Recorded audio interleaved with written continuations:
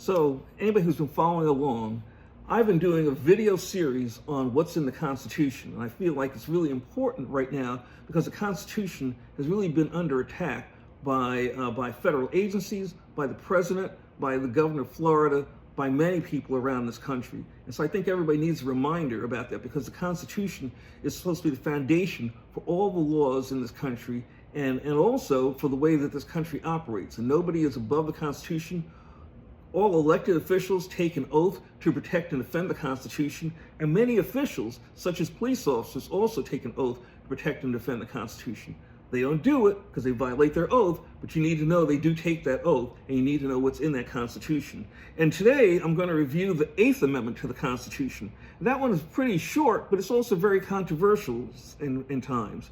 Excessive bail shall not be required, nor excessive fines imposed, nor cruel and unusual punishment inflicted. And so that's the one that you hear also, the people invoke a lot of times with the death penalty. I'm not going to go down the road and have a long discussion about that because there are pros and cons on both sides of that. Personally, I'm not a fan of the death penalty. But let me talk right now about excessive bail. And that's something that comes up a lot. People say, well, gee, they should have given him a higher bail. Understand that the whole purpose of bail is to ensure that that person will return for trial, that they won't become a fugitive and run off. But if you make the bail, somebody is poor, and you set the bail at $10,000, that means that you would have to go to a bondsman. You'd have to be able to give the bondsman at least $1,000 to get out. What if you don't have $1,000? Bail is not supposed to be a punishment. It's just supposed to be a guarantee that you will return. And so that's why sometimes they don't set the bail really high because people need to have that opportunity to get out.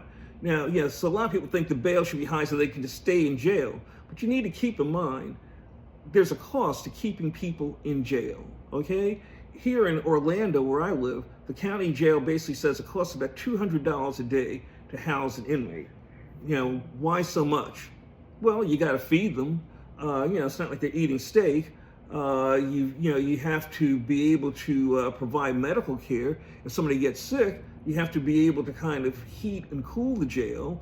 People say, why should they have, air conditioning or heat in there? Remember, everybody in jail, they've not been convicted of a crime. So if you're trying to punish people, you may be punishing innocent people. They're just being held for trial. And then also remember that it's not just the inmates who are in the jail. There are a lot of people who are not inmates who work in the jail. You got guards, you have various administrators, you have medical staff, you have technical staff to keep the electricity operating and stuff like that. So if you don't have a heat and air conditioning in there, you're also punishing them. Again, in most cases, you're in jail because you're being held for a crime. So in this country, we consider everybody to be innocent until proven guilty. People who have a sentence of less than 1 year will remain in the county jail. People who have a sentence of more than a year then go to the state jail. But remember, there is a cost. So if you have somebody who you're arrested for burglarizing a car and you want to keep that person in jail until their trial, what if their trial isn't for 6 months?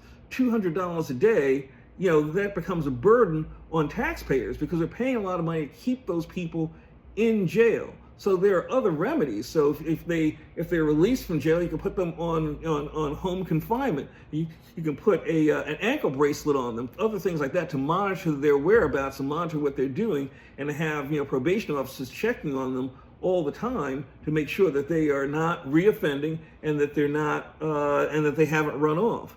And so those are the reasons why you have bail. Again, a judge may set bail really high for somebody who is a dangerous person. Again, in cases of a murderer, a lot of times people who have been arrested for murder, they get no bond because they are in danger of maybe doing something, killing somebody else. People who've been arrested for rape, for example, may also not get, may have no bond or a very high bond.